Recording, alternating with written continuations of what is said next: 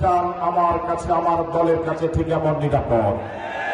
4, আমি আপনাদেরকে কথা দিচ্ছি, কচুয়াতে বিগত দিনে দেখেছি কেউ এমপি হলে পরে অন্য দলের লোকেরা রাতে ঘুমাতে পারত না নিজ বাড়িতে।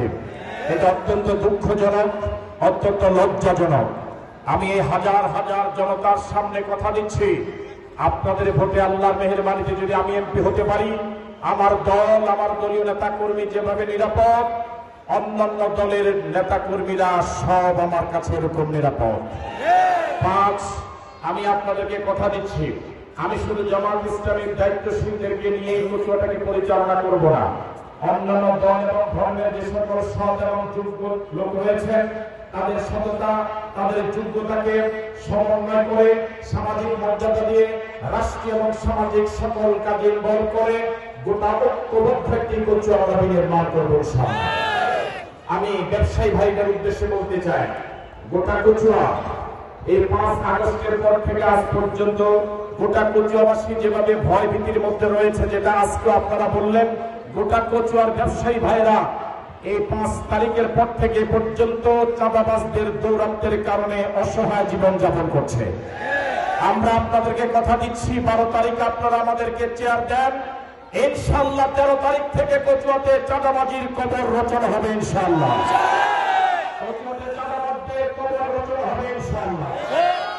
আমি সপ্তম যে কথাটি বলতে চাই, আপনারা ফেসবুকের সুবাদে দেখেছেন সম্মানিত মা এবং বোনদের ইজ্জত নিয়ে কিভাবে আপনার ঘুরি খেলা চলছে। একজন মধ্যবয়সী মা, পর্দানিসীন মা, তার গায়ে কি নির্লজ্জ, কি বেহায়াপনা, কি বেলেল্লাপনা, একটি বৃহৎ দলের লোক গায়ে লাথি মেরেছে। এর থেকে লজ্জাজনক আর কিছু হতে পারে না।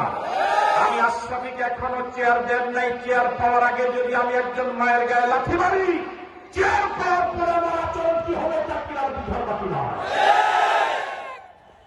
যাদের কাছে মা এবং বোনদের ইজ্জত নিরাপদ নয়, ব্যবসায়ীদের ব্যবসা নিরাপদ নয়, যুবকদের চরিত্র নিরাপদ নয়, ওলামায়ে কেরামের ইজ্জত নিরাপদ নয়, বৃদ্ধের ইজ্জত নিরাপদ নয়, কৃষক, শ্রমিক, জনতার ইজ্জত নিরাপদ নয়, ওদের কাছে বাংলাদেশ নিরাপদ নয়।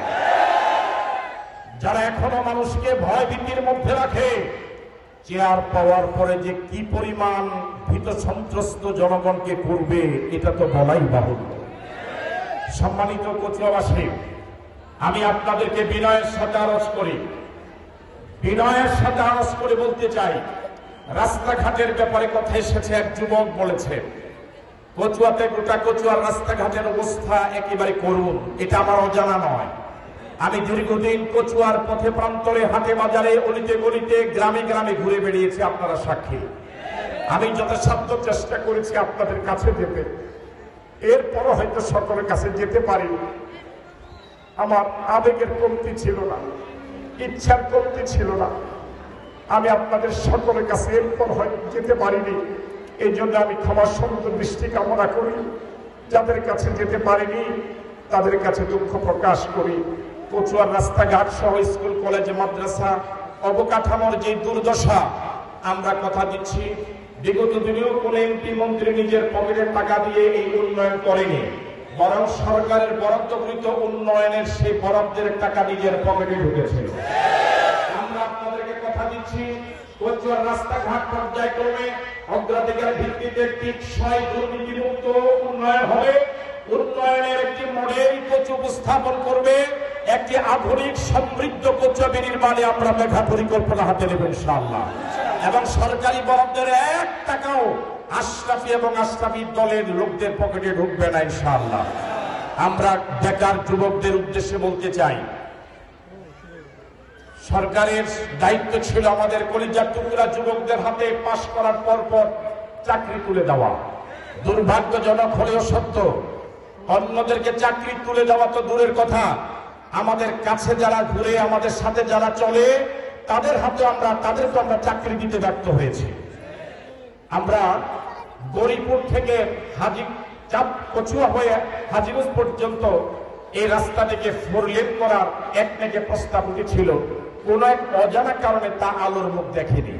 আমরা সর্বাত্মক চেষ্টা করব এই রাস্তাটিকে 4 লেনে উন্নীত করা। যদি রাস্তাটি 4 লেন হয়ে যায়, গোটা কচুয়ার অর্থনৈতিক উন্নতি সাধিত হবে, শত শত অর্থনৈতিক জোন তৈরি হয়ে যাবে, হাজার হাজার বেকারের কর্মসংস্থান হয়ে যাবে, এমনকি রাস্তাঘাট কলকালভার্ট সবগুলোর উন্নয়নে ভূমিকা রাখবে। জমির দাম অনেক বেড়ে যাবে, সার্বিকভাবে সবকিছুর উন্নতি সাধিত হবে। আমরা খাল খনন সহ অন্যান্য বিষয়গুলোকে আমরা মাথায় নিয়েছি। এখন প্রয়োজন আমাদের কাজগুলো করার জন্য আমাদেরকে আপনারা সুযোগ দেওয়া, বাকি কাজগুলো করার দায়িত্ব আমরা আমাদের কাঁধে তুলে নিলাম। কচুয়াতে দুর্ভাগ্যজনক হলেও সত্য,